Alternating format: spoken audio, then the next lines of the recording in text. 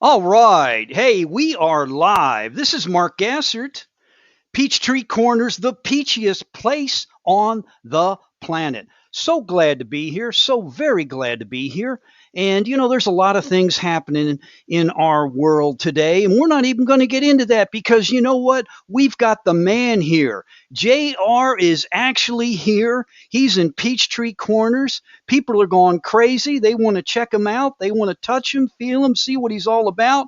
And with that, I have to give my shout outs. I'll do this real quick. The Go Live, Grow Live Academy, Ken Walls and his traveling ensemble of virtualistic virtuosos out there, the live streamers that you are.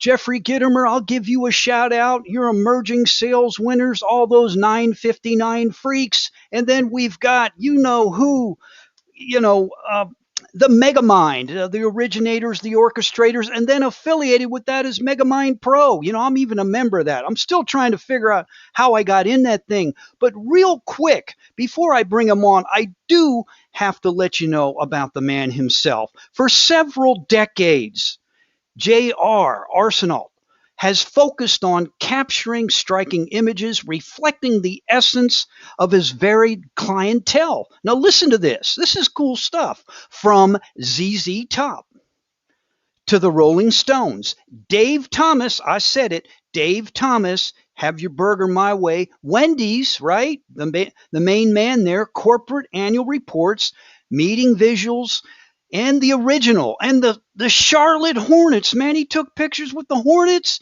celebrity events, major festivals. Man, JR's been around Charlotte since the 80s. Man, in the 80s, what was I doing? I think I was with Uncle Sam back then.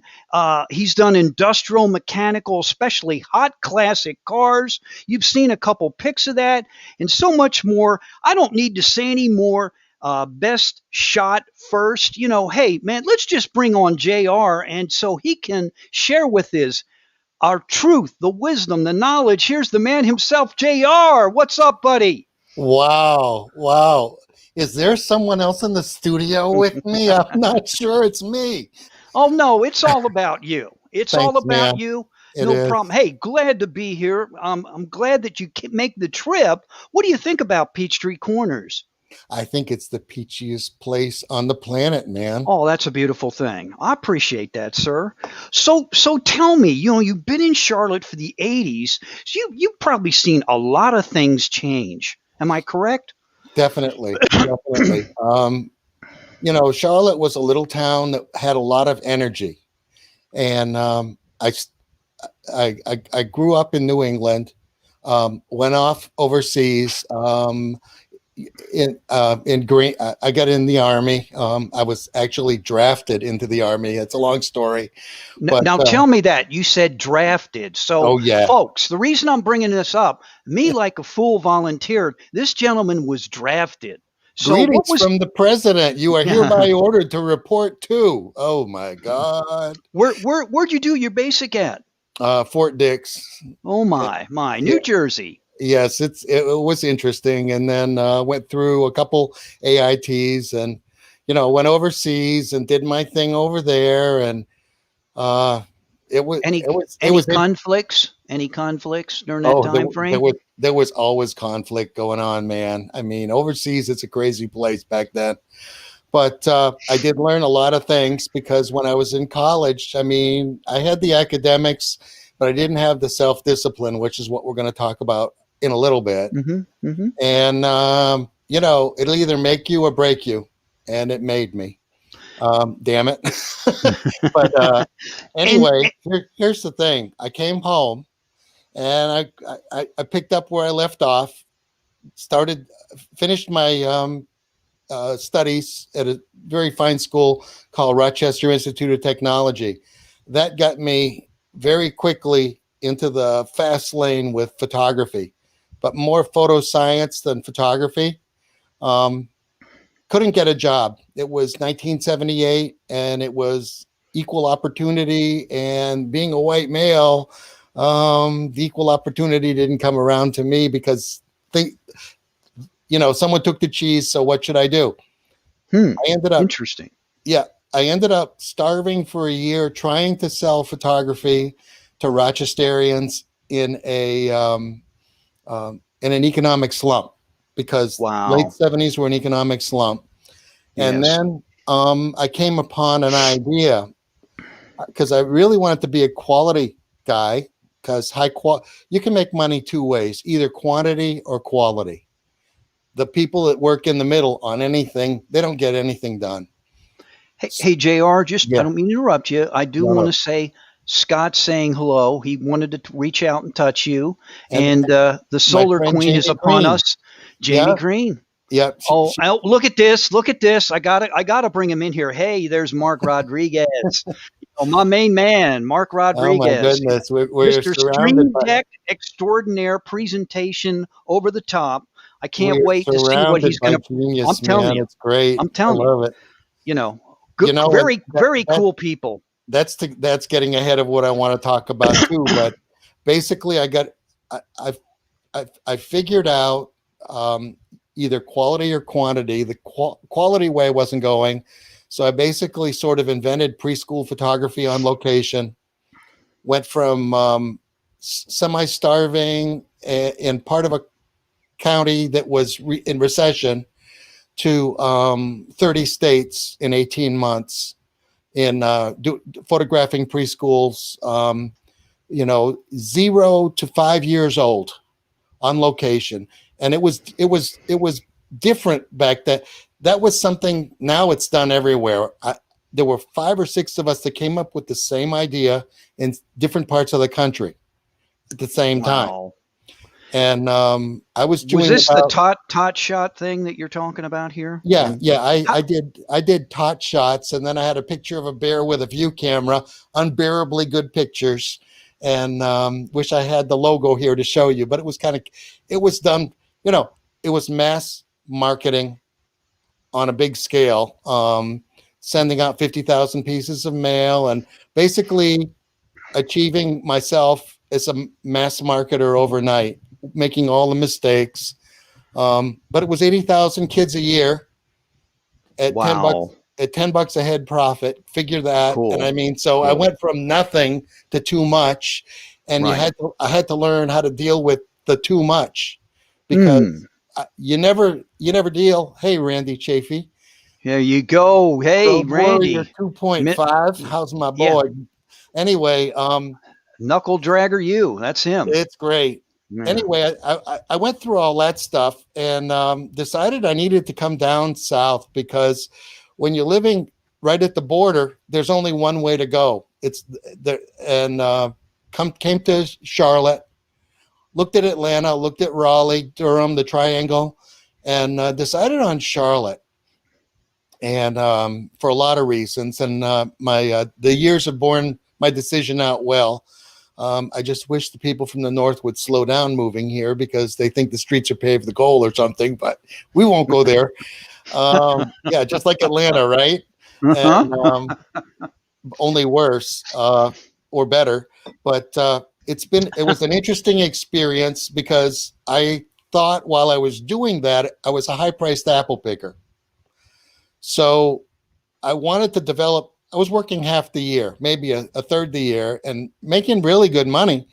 But there was the 2/3. I mean, I was brought up in a work environment, work ethic, get things done, GSD, get stuff done.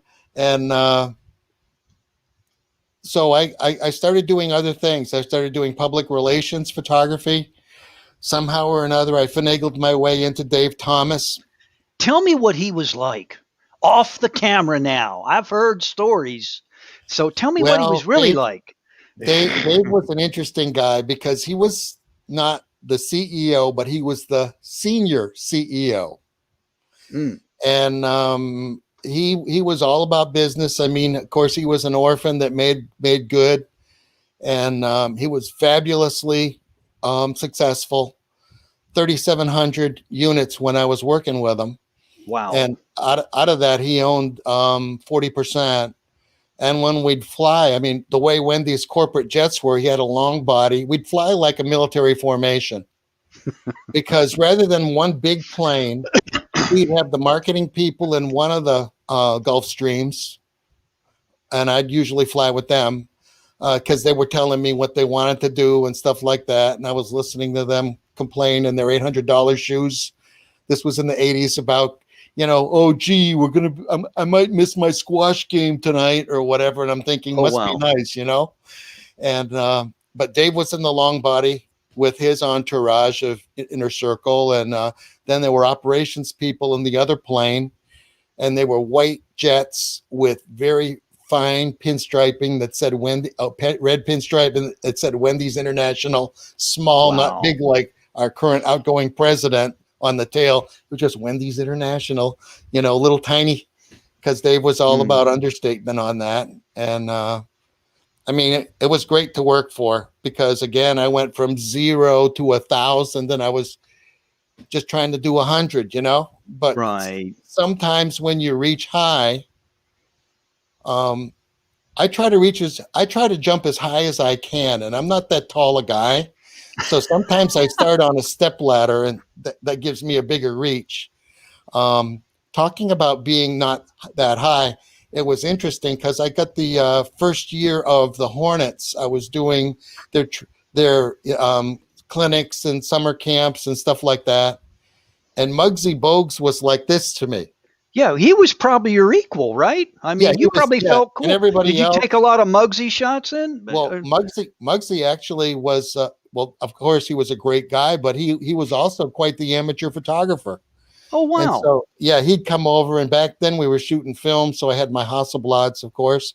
Hasselblad was basically, it's still one of the finest cameras made, only now they're digital. But it was a great camera system. But he'd come over and look at it, and I'd be explaining things to him. He's like, he was acting like it was expensive, and I'm thinking, man, in one game you could have the whole system and a whole backup, Right. But anyway, he was low key like that. I like that, and wasn't Kelly Chirpuka on that team at the time? I'm trying to remember. No, that was the original team with Dick Harder. Okay, that's Harder. Right. And he was a great guy, but they weren't meeting anyway. We won't get into sports, but it was quite a ride with being with all those guys, right? Because that was a phenomenon, and I used that again. That was a strategic move for me. Oh my God! I like wearing bedazzled pants, Eric Bam Bam. But anyway, I used that as a strategic thing because I was a new face in Charlotte. It was the mid 80s and I just moved here. I wanted team photos. I wanted to get, because there's a lot of money. The G-Man, Tom Ginn, made a significant amount back until, now everyone's a photographer. So the money's not there, whatever. So he moved on to greener pastures, but I'd walk in and they'd say, how did you do? How did you show up pitching us in our team here in Matthews, North Carolina, the Matthews Athletic and Recreation Association, MARA? And I said, well, I did some teams up in Rochester. I said, but I've only done one team down here. Maybe you heard of them. They're the Charlotte Hornets. Outstanding. And that was oh my God, so. So talk about pulling out an 800-pound gorilla, and that business card got me in a lot of business those years I was doing it. Mm-hmm. And things moved on, and so did I. I mean, you just burn yourself out when you're working that hard. When you're 100, working 8 days a week, like the Beatles. Oh my goodness! I know. We're gonna have way back, a Beatle revival, man. We're in the Wayback Machine here, but it was just a great time and exciting. But there's a point where are you living to work or are you working to live? And was that kind of your aha moment? Well, there were a number of aha moments that I had where I'm going, I'm making this money. Tom, we just talked about you, and it was good. We were talking about sports photography. But anyway, there's aha moments for all of us, and Tom had his with sports photography, and I had mine with the whole thing. I'm still doing photography, And Right. Right. I've done some other things in the meantime, but I went back to my first love, so to speak. And Gotcha. I do some high end custom portraiture, but I'm doing it on location with, and it's COVID friendly. I've got a stand away situation where people are looking at pictures at a distance, but we do corporate photography, headshots. I do, Gotcha. the corporate work. Everybody needs social media, and everybody shows up. Everybody shows up like this with the camera. Everybody's ready to take the picture. But in a lot of cases, you see an arrow and the word front on their camera Yes. because they're a little confused. And so I can do that in a very cost efficient manner. Gotcha. And, Eastman Kodak had a book called Studio Light that was a high end for the studios out to their professional divisions and stuff. And one time they did a profile of my studio. Oh, wow. And the guy, it was like being knighted or something, because I wasn't a third generation photographer. I was just some kid that wandered into it and did good. I have to ask this question. Now, please, you don't have to elaborate. Did you ever write any technical manuals or books or ghostwrite anything from a photography perspective behind the scenes? Truthfully, have you ever done that? Good memory. Yeah. I didn't want to work for $3.51 an hour cleaning the grease trap in the student union. So when I was doing stuff for Eastman Kodak, and they had a couple of projects that were languishing, and I said, "Hey, why don't you let me take one on?" And so they threw a book at me. And it was a technical book, and so I wrote about forensic photography, just the thing you want to write about, huh? And the thing that's interesting back then is, well, unless if you were Ansel Adams or some big name, obviously I never was, but they gave you the money, but it was an Eastman Kodak publication. So somewhere in the footnotes is my name, but it wasn't. Hey, Doug Wing. Doug Wing is here. And Lynn Serrano is here. Lynn Serrano's here. Oh my hey, God. Lynn. Hey, thank you so much. This is a stellar group of individuals here. Oh my, outstanding. We are surrounded by awesomeness, man. I'm no. But Eastman who? Now come on, Tom. Anyway, they just give you a check, and that was fine for me because it was either work for $3.51 an hour minus whatever, or just do one or two of those and have all my stuff done. And Thank you, Doug. So it was a nice way to pay for my college expenses and get myself started in a business, and that was where the seed money came from to create my 30-state business. Outstanding. But, anyway, things progressed, and I ended up selling the business because you just burn out after a while. You can't maintain 30. Right. I was doing like what our friend Doug Wing with Little Giant Ladders was doing. I was going out to trade shows, but in the meantime, I was doing shoots and doing everything. Just staying super busy, and so I went into other things, but I really never gave up photography. I just stopped pushing it on a mass level, and now I'm getting back into it. Or actually, I've been back into it for a couple of years, and reestablishing myself in a different way because there's a new way of doing business, and Doug. My dirt bikes. my motorcycle background. We've got a friend who has 25 dirt bikes, and I've had one or two, but it doesn't compare with his army of two-wheel vehicles. Yeah, he has a few two-wheel vehicles in his garage that blow your doors off, man.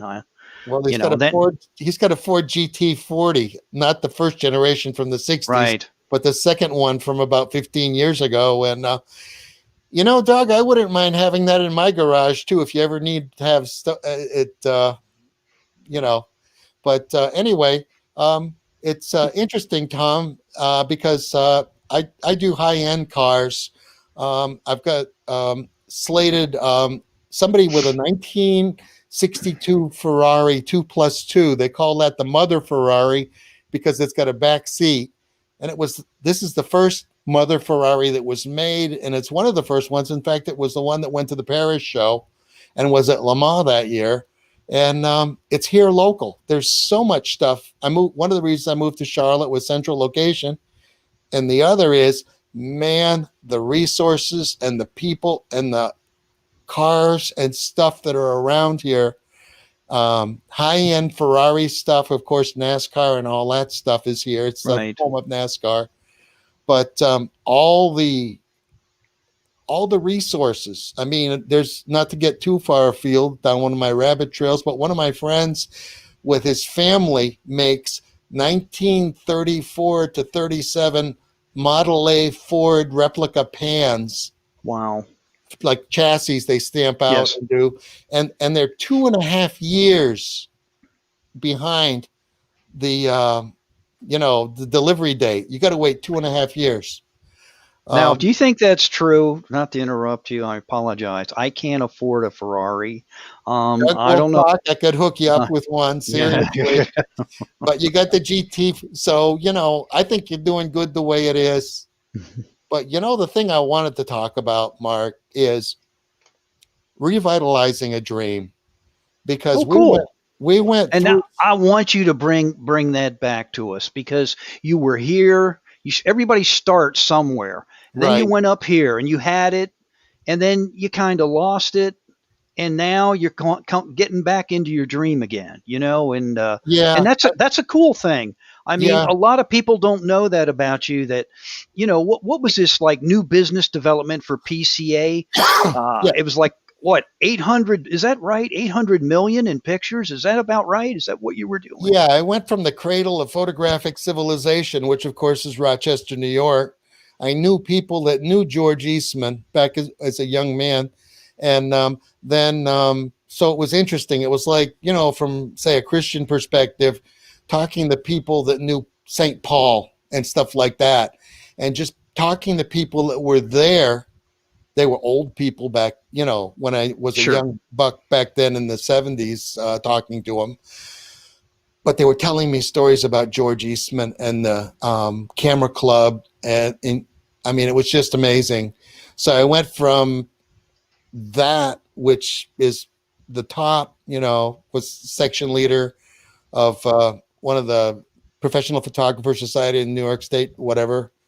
But went from that to Charlotte. And Charlotte and Chattanooga are the cradle of schlock photography. We were the people that were doing Walmart and Kmart, Kresge's, were Picture Corporation of America.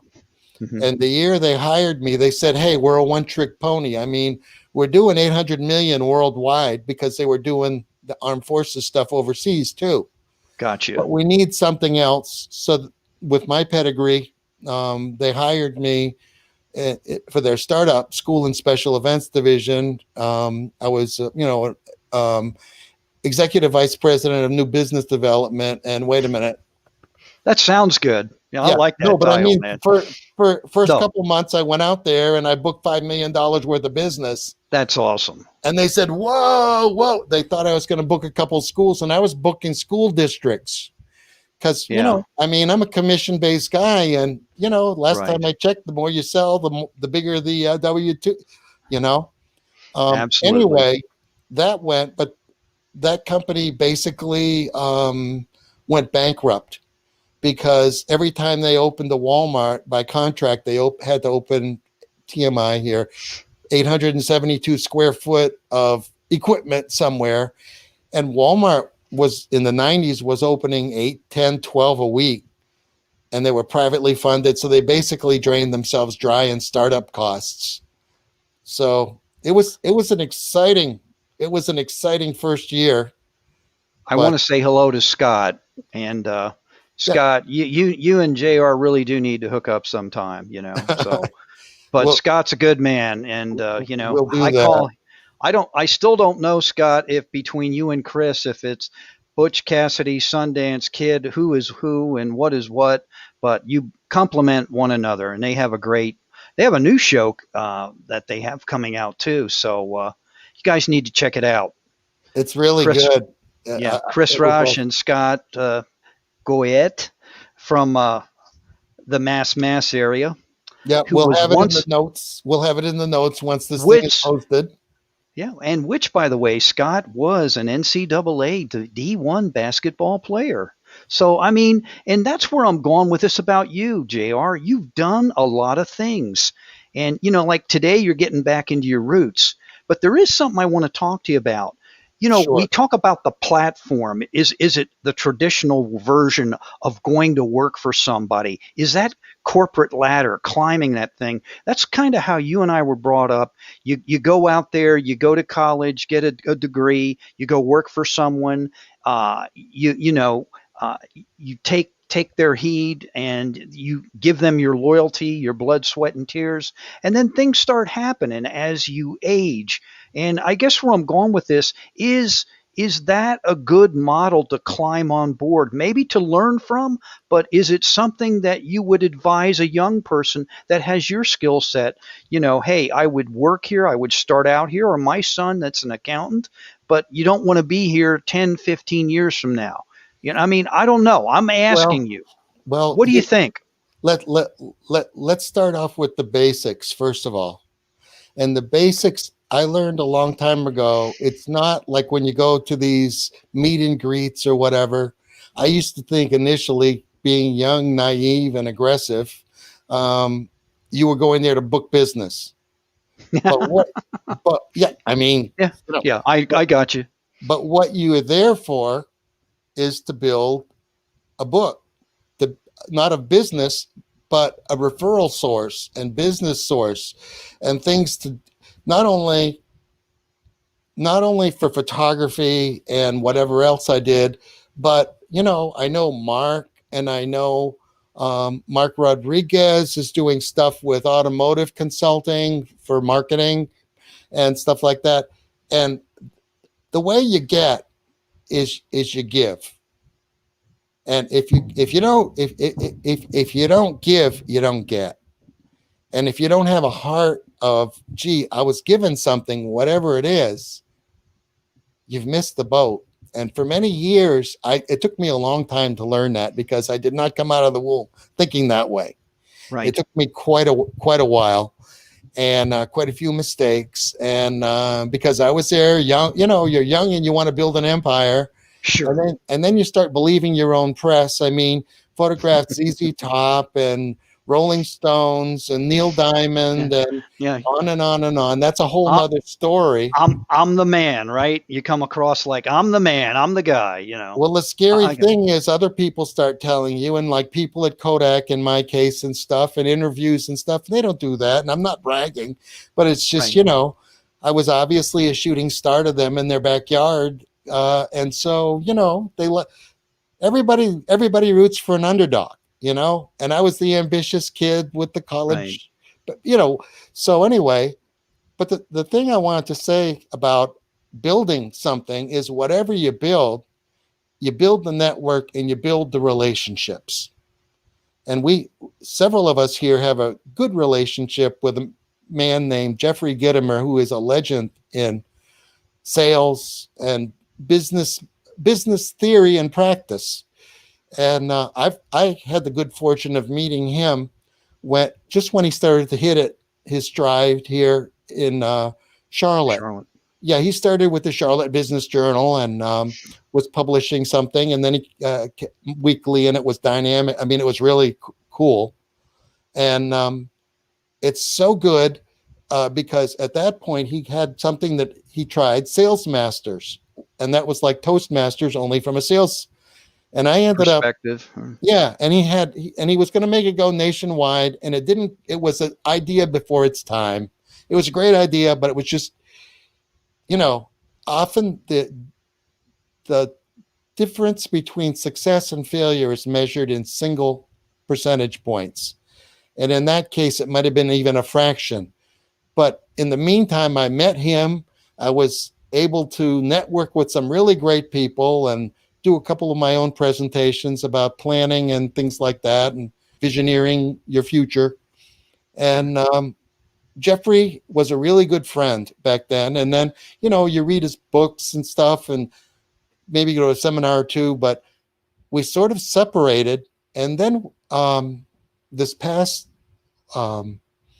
March, when everything stopped, I reacquainted myself with him on a daily basis. He's got a 959 group, which has been wonderful. And the reason why I bring that up is it's given me a completely different outlook about me, about life, about everything. And not only him, but the people that it drew, many of which are watching me right now, which I'm very thankful for. Joe Soto, Ken Walls, of course, Jeffrey, several people that have a vision about getting yourself in a position for tomorrow, making things happen, waking up in the morning and having a plan rather than just wake up, and having a vision for your life where there's a Glenn Morshower, and Glenn is somebody in the movies that's a friend of a couple of ours. And when he was talking to Will Smith one time in between takes, Will told him that you put one brick on another purposely, but you put one brick a day, but you do it purposely because you know how that wall's going to be built. And every day you have at least one brick. And it is so good hearing things like that, because sometimes creating a castle, or whatever you want to call it, is a very daunting task because the scope is huge. Right. It's huge. But if you do it one brick at a time, and if you've got the plan, and if you've got good people, it's great. Because there's people that I talk to, and that's another thing, is you need to have a bunch of positive people around you. If there's negative people around you, and I know I'm preaching at the choir here, you get rid of them. Because they're ruining it. For mediocrity breeds mediocrity, and there's plenty of that out there. I think when I was talking a week ago, I was on somebody's program, and I talked about being in the top 10%. That was always my goal, be in the top 10%, because you can either, if you're at the top, you either stay at the top or you fall down. If you're in the top 10%, it doesn't matter who's above you because you're in the top 10%. And that wasn't a bad philosophy, but I was cheating myself because I was leaving 10% of the cheese or whatever it was on the table. Leaving change. You don't leave, what's that saying that they have? You don't leave change on the table or whatever, the old folks. Right. And so I've decided to see, what is it going to be for me to be 100%? Not anybody else's 100%, but what is it going to be when I max out? What is it going to be? And it's been such a great trip, because here I am doing this stuff with Mark Gassert in the peachiest part of Georgia.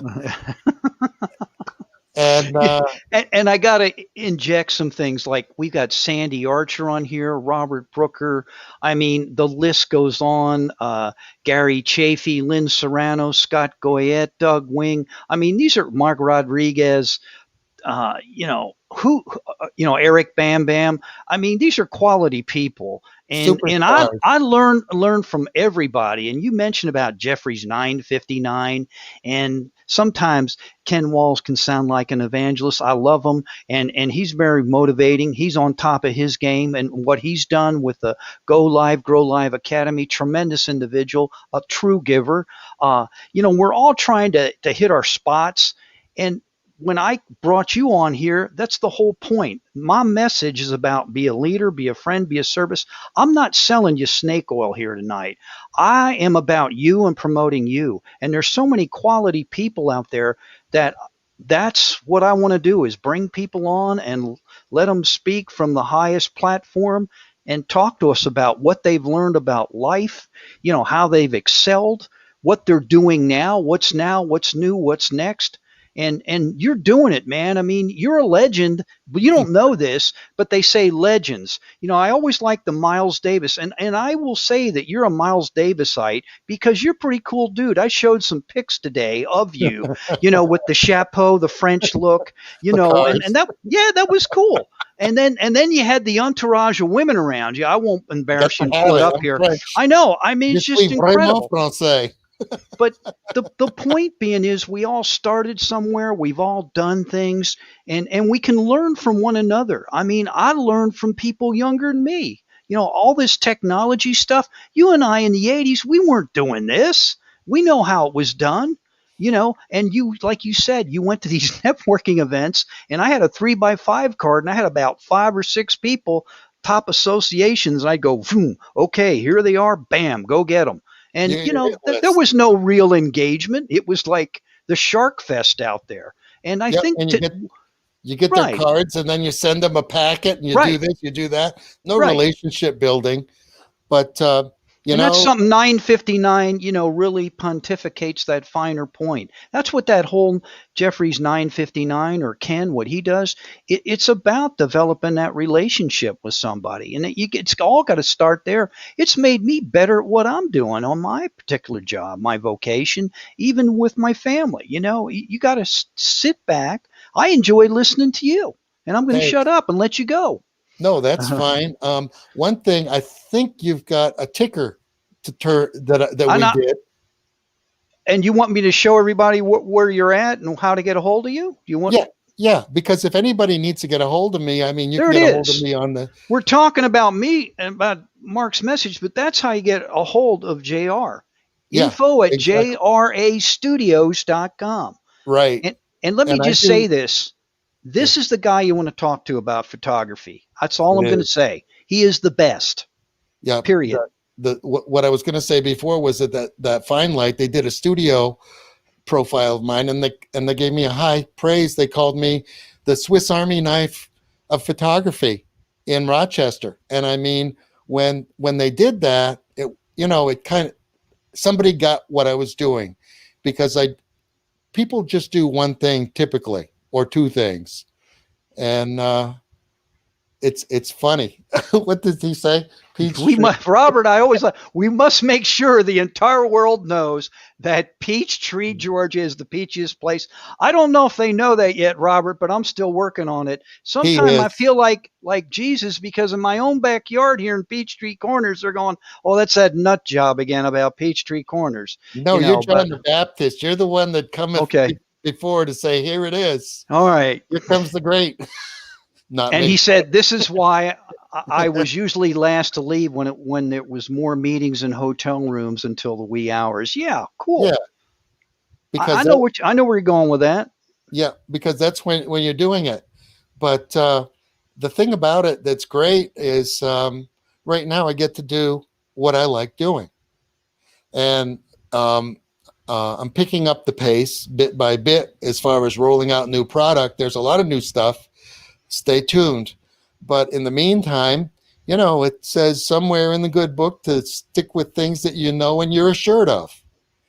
And I mean, I'm a master craftsman photographer, PPA certified, and I know my portraiture and I know commercial work. I could do small, shiny objects. If you got commercial industrial work, or if you've got a bunch of people, or if you've got an event, I do it right the first time. What can I say? And it's not going to break the bank. There you go. There's my elevator. Hey, where'd he go? Uh-oh, we just lost him. Anyway, the thing that I wanted to say while he's coming back, I don't know what happened to him, is planning to work and working the plan. That is the most important thing that I'm doing right now. I've already got the vision of what I want to do. And the thing that's great about it is working it every day. Here he is. Hey, I'm back. So I was doing my Technical little soft difficulty. shoe And here, that's but the neat thing about when you take Ken's course. yeah, See, when you go to the Go Live, Grow Live, you don't freak. You just deal with it. You got to adapt, improvise, overcome. Now, if this would have been my very first, I would have been freaking out here. But sorry about that, everybody. you just kind of laugh and move on. Yay. It's like the old vaudeville thing. The show must go on, right? Absolutely. But Absolutely. but it's great. It's great. And thank you everybody for coming. And be sure if you haven't, I'm sure you already have, but subscribe to Mark and send comments to him. If there was anything you liked, you can send it to me. But if you didn't like something, you can tell Mark about it. And please subscribe because Mark's a hardworking dude, and that's what caught my attention. Is this guy is so consistent out there, and he's put that message out, and he's pounding the streets, and just really proud of. He kind of humbled me when I was kind of hanging back, trying to figure out honestly if I wanted to do this thing or not, counting the cost of what to do. And I saw him doing it and Kellen and a few other people. And I'm thinking, darn, I can do this too. And Right. guess what? I'm doing it. I know, and what's really neat about that, and that's a great point, Jr. We are past the boomer age, I should say. We're in that boomer generation, the baby boomers, right? And we have no business doing that. He says Mark's music references are golden. Okay, all right. Thank you.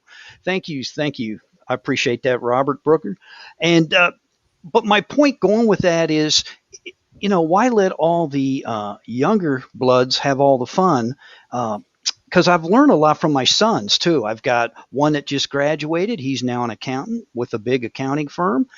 He's pretty tech savvy, and then I got a younger guy that's off the chart. I'd love to interview him because he is a quarterback, and he is a type of guy that wasn't a starter in high school and all that, and just kept pounding away. And I guess he derive that skill from me, to hang in there and keep banging away. And all you motivate me. I mean, you, JR, Robert, everybody that's out there, you guys motivate me. Like today, I'm sitting here with a cup of coffee in my hand. I'm like, okay, well, I got to go out here and make some calls. Let's have some fun in the process. And when I get a hold of people on the phone, they're like, who is this nut job? But I just figure if you can't have fun doing it, why do it, right? I mean, But making phone calls isn't a big deal or doing things virtually and training people. You just got to have fun with it and just roll. but the thing about it, and that's part of what I learned this year was, I mean, I've been there and I've done the 140 attempts out per day in, day out. Had your little scratch sheet where you go down. How many how many times did you dial? How many times was Right. it pull through? How many times did you get and it's a numbers game. And yes, it is a numbers game, but it's a numbers game in a different way. Because one of the things that I learned this year, in Jeffrey had a class, Jeffrey Gitomer, Emerging Sales Winners, and it's still there and you can still take it. And I'd still highly recommend it. It's not that much money at all. No. And by the way, it's your life. I mean, what are you investing in? Are you investing in, Netflix and stuff like this? Or are you investing in something I'm not against TV shows and that stuff, but I spend a whole lot less time with that and a whole lot more time Right. reading stuff like this book, where is it? Oh, Got- yeah. yeah. And then there's this book. There's the Go Live book, and I don't have the cover on it. Where is it? But There you go. this is a great book. It's only like $20 or whatever. You can get it, get it on Amazon or whatever. And that is the new way of doing things. We are leading us old dogs, quote unquote, are leading the pack because this is how it's done. COVID and all that stuff. That was a wake up call for Yes. how business is done. We're doing this out of our house. That's not some castle Mark is in. That's his castle. Just because he's got this fancy stonework behind him, it's some green And I, screen. I spent all day doing that too, man, just for you. I want you to know, Yeah, but but but that's the thing, and we're doing this because it's the new way to do it. I was listening to Jamie Green tonight on her show, and she said by doing these one day, she's got the relationship and people trust her because she's a cool person to right. listen to, and she gets 5 leads. They come to her. And I mean, if you're in this, if you're self-employed, and you were talking about that before, whether you're working for someone else or whether you're working for yourself, you're selling. Yes. Even if you're in an operations job, you're selling. Because if you're not selling yourself, you must like being that assistant manager on the 3rd shift, because that's where you're going to stay. Right. Only the cream rises to the top, last time I checked. But what you do is you get on these things, you get on the new way of doing things and the new methodology. Everything is being done with video now.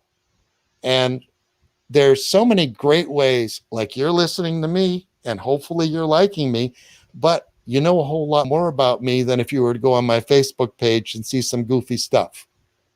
Right. And like with Mark, you know us. And gosh, I hope I get to know some of you folks better. I want Scott to be on one of my shows, and we're going to talk about that off camera. And I've already had Doug Wing, and I'm just looking forward to, the thing that's exciting about this, Mark, is I can't wait to see how I turn out. I was thinking about that the other day. 5 years from now, what's it going to be like when I look back? But like the people we're touching, like, do you ever think you'd meet Doug Wing, Hal Wing's son, Doug Wing, Little Giant Ladder? Think about that. Keep it in perspective. Doug's worth a few pennies, but who would ever thought that would happen? And here we are. Well, there's all kind of great people that we know. Every day we're in contact with them. And they're from Glenn Morshower. There's the sage himself. I mean, give me a break. But the thing that's nice is they're from all walks and all levels. Only they're all headed up.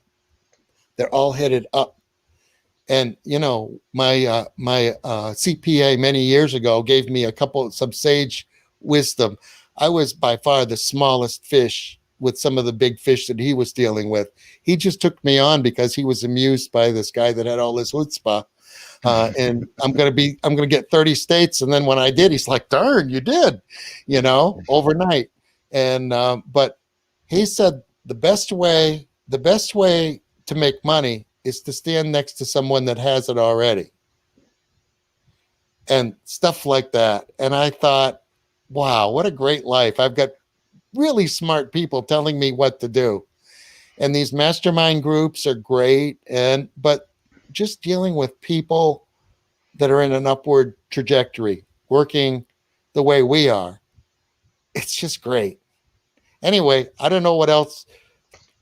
Well, JR, I'm going to get ready to shut it down unless you have something else to share with us. I do want to ask you 2 questions. What do you do other than have a cup of coffee? How do you prepare yourself for each day? Is there something special you do?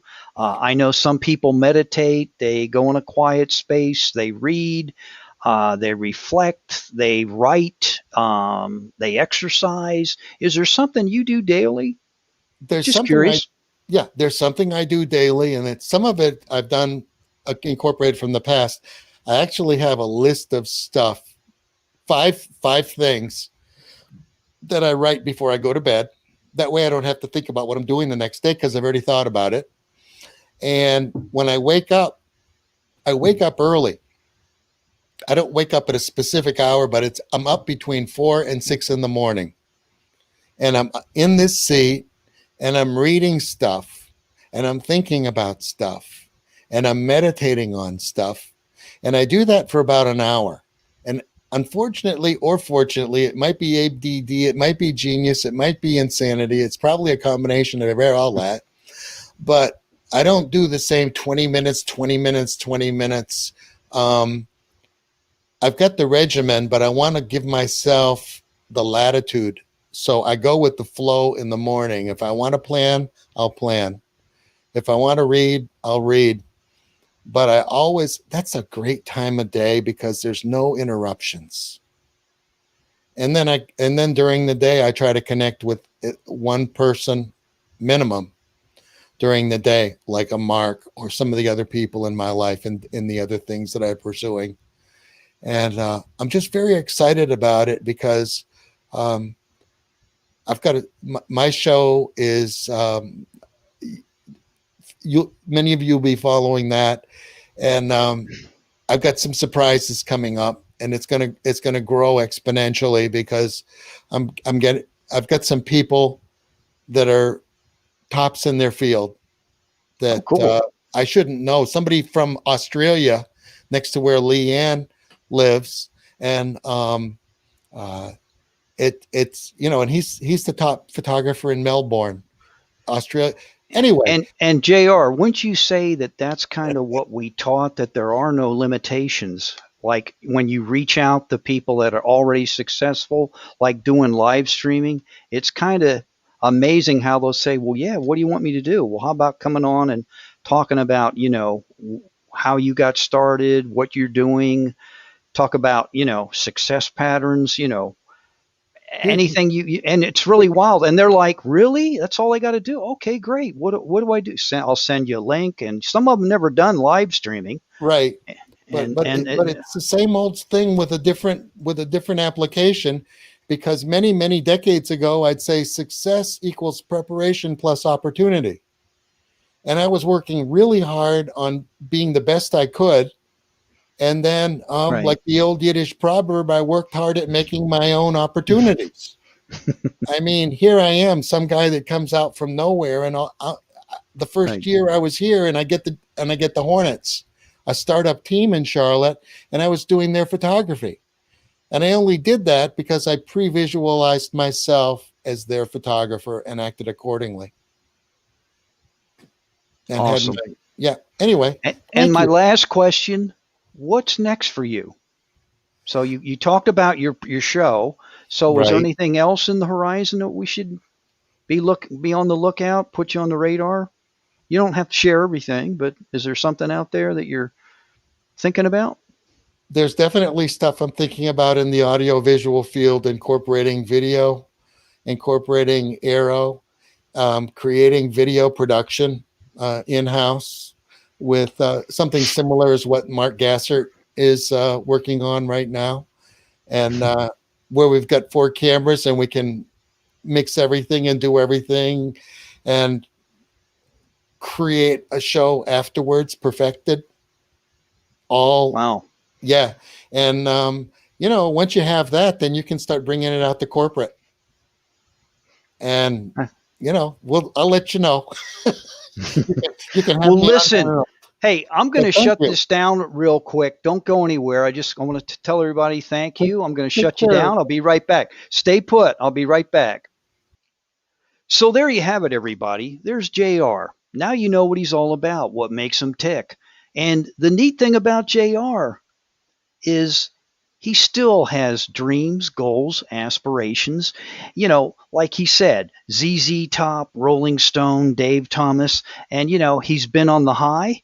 He's seen the low end, and now he's going back to his passion, photography, production. And I can't wait to see what the next thing is on his plate. He's already got killer graphics. I tease him all the time, when he live streams. They're so sharp, it just will cut your finger if you touch it.